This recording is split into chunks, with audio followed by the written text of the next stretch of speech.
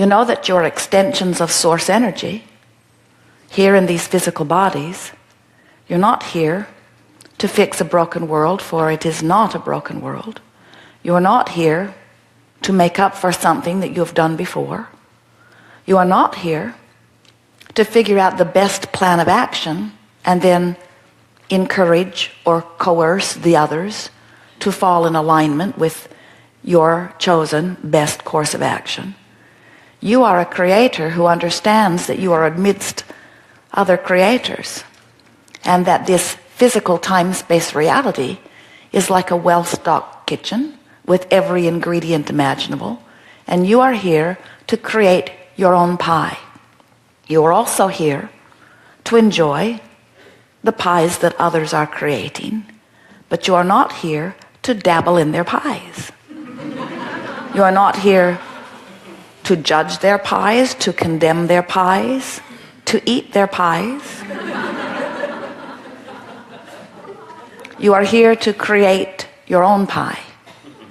And when you understand that you are the creator of your own experience and that everyone else is too, and you come to understand our primary message here today, which is your work as a creator is first and foremost to understand and maintain your own alignment of energy balance between you and you. And the reason we put it to you in that way is because you are here in this physical body, and you certainly have the free will to project your thoughts in any direction that you choose. But there are thoughts that you choose that align with who you are, and there are thoughts that you choose that do not align with who you are. And when you choose those aligning thoughts, you feel the confirming resonance of your source joining you. And when you choose the thoughts that are not in alignment, you feel the discord. Your emotional guidance system lets you know that. When you choose thoughts such as, I am a good person, I am of value, I am the creator of my own reality, I am worthy, or thoughts such as, I love you, this is a wonderful thing that you are doing, you are magnificent in this way or in this way. Thoughts of appreciation cause you to align with your source every time. But when you are finding fault with yourself or with someone else, when you are blaming or feeling guilty, when you are looking at something and judging it as inappropriate and pushing against that unwanted thing, you set up a vibrational frequency within yourself that simply does not match the vibrational frequency of your source. And when that happens, that vibrational discord is shown to you or indicated to you by your emotion that you would call negative emotion. There is a conscious awareness of vibrational relativity that is necessary before you can be the deliberate creator of your own experience. You must be aware of the vibrational nature that is you in relationship with what you're projecting right here, right now. So whether you are focused in your past, in your present, or in your future, whatever you are giving your attention to is causing you to activate a vibration. And that activated vibration is resonating or not with the active vibration that is really you. Did you hear us say a moment ago that when you ask, it is given? Do you know what the full implication of that is? That means that when contrast has helped you to know what you don't want, in that moment, clarity of what you do want is born. Sometimes our physical friends behave as if they do not think that they are worthy enough or smart enough to get to choose the direction of your own life experience. And we say, what could be better than you to get to give birth to your preferences? We did not say you rule the world. We don't even want you dabbling in someone else's pie. But you certainly have the ability to choose your own preferences. Do you understand that this is what is the evolution of all that we are? That's why you're on the leading edge of thought. You're out here in the nitty-gritty of this time-space reality, having exposure to experiences that let the genius of your particular focus give birth to a new preference that source then follows. So, when you ask, it is always given. When that desire or preference, whatever you want to call it, is born within you, you send a vibrational rocket which source becomes one with immediately.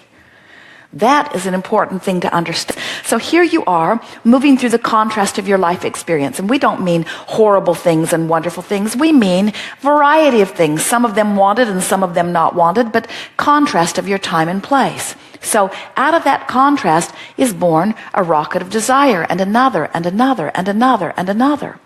And all of these preferences are shooting into your future experience, into your vibrational escrow, we like to call it. They're being held for you, waiting for you to get vibrationally up to speed with them. You see how it works?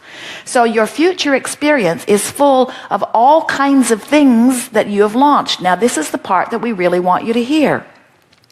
Your vibrational future, your future experience, what's being held for you in vibrational escrow, is all the things that you've been thinking about, the things you want, the things you don't want. In other words, the thoughts that you've been projecting are all about that.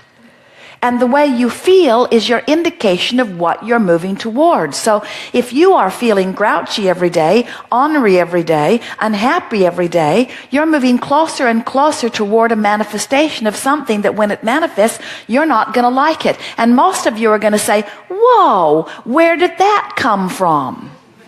And we want you to understand that nothing comes out of nowhere. Everything comes out of something that you've been offering vibrationally. And so when we say to you that 99.9999% of every creation is complete before you see any physical evidence, aren't you really glad that your thoughts don't manifest instantly?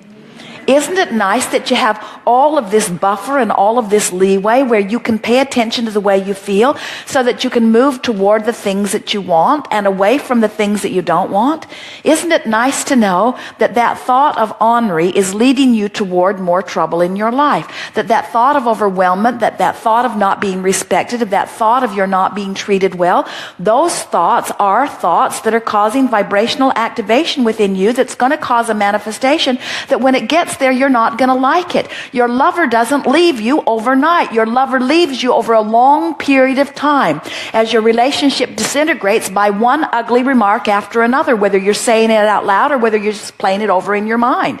In other words, you cannot continue to beat the drum of things that don't feel good when you beat them without feeling your future experience full of them. And at some point, there is going to be a tipping point that's going to be a manifestation. What we want you to do is to begin to be aware that negative emotion means you're moving towards stuff you don't want. And positive emotion means you're moving towards stuff that you do want. And you just can't get around it. That's just the way that it is. The better you feel, the brighter your future is, and the better you feel today. The worse you feel, the more unpleasant your future is, and the worse you feel today, you see? So we think we've made our point. And I could stop beating the drum of complaint. I could stop going to those meetings where people are making the worst of things instead of the best of things. I could stop joining those groups of activation and watching those television programs that just stir me up and make me so mad I could spit nails. In other words, I can do something about the way I feel. We want you all to come to the place where it matters to you more about how you feel than all of the things put together, because how you feel is everything. It's time for the deliberate creator in you to come forth and say, I create my own reality, and I am going to create my reality in a way that pleases me, which means I'm letting everybody else off the hook.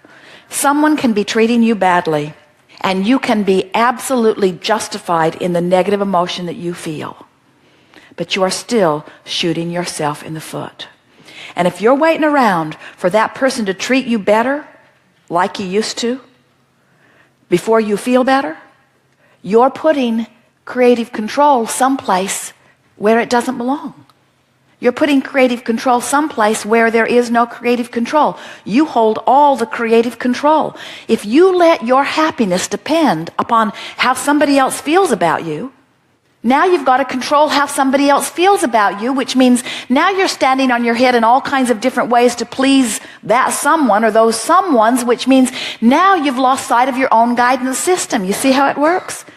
We know it's easy to seek approval because when you find approval from someone, it feels good. When someone holds you as their object of attention and they love you, oh, it feels so good. They're tuned in, tapped in, turned on to source energy, and they're flooding it all over you. You want that. If your happiness depends on anybody else, you have no control. But when your happiness depends only upon your ability to find a thought that resonates with the thought that your source thinks, ooh. And when you do, when you condemn either of them, no matter which side of the battle you join, when you condemn, you put yourself vibrationally out of sync with who you really are, you see. So it's going to take some practice, we know. You're going to have to let loose of a whole lot of beliefs that are not serving you. And little by little, you will find vibrational alignment with those that do serve you. And the beliefs that serve you go like this. You are creator, you are source, you are here in physical bodies, and all is well with you. And you are the creator of your own reality, and you are not in jeopardy. And you do not need to control the behavior of others in order for you to thrive. And your attention to things that you think they do that keeps you from your thriving is in fact what keeps you from your thriving. It is not what they do to you, it's what you do to you in fear of what you think that they will do to you. No one can do anything to you that you are not a vibrational match to. And as you push against the things that you think that they're going to do to you, you become a vibrational match to things that are not thriving. And so as you are a vibrational match to things that are not thriving, then you blame them for doing those things to you, but no one has ever been able to do anything to you.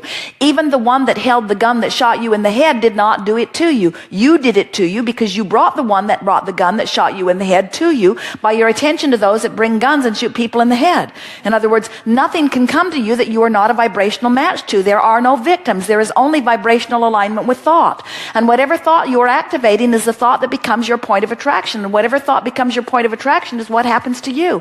It is law. It's just the way that it is. And you never hold a thought that is detrimental to you and feel good while you hold it. And you never hold a thought that is beneficial to you and feel bad while you hold it. In other words, the way you feel is everything.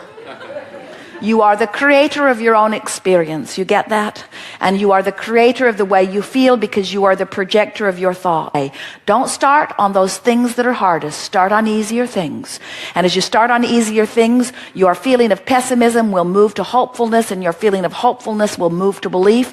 And soon your feeling of belief will move into knowing, because you will know that you are the creator of your own reality. And you can only choose from where you are, you know. You can't choose from someplace else. You do not have the vibrational relativity to choose from somewhere else. So leave everybody else out of the equation and care infinitely about your improvement from where you are. People who have known you for a while will come to you and say, "What in the world has happened to you? You seem happy all the time. And it seems that I just heard you barely say you wanted that, and then the door opened, and a way for you to get it came. What's going on with you?" And you will say to them, "I followed my bliss, and I stopped off in rage and revenge for a day or two. It was fun. I really liked it. And then I sniffed out anger and left revenge behind. And then I sniffed out frustration, and I stayed there for several days because I'd practiced that quite a bit, and it was an easy place for me to be. And then I tugged a little bit from frustration, and then I bounded into hopefulness. And then once I reached to hopefulness, avalanches of things began happening. It was like stuff was piled up outside my door for years. It began to come in. And then from hopefulness, it was really easy for me to get into a place of optimistic belief. And how do you start making amazing things feel normal? You'll work your way up to them. You start practicing the feeling of the amazing things until you just begin expecting amazing things to happen.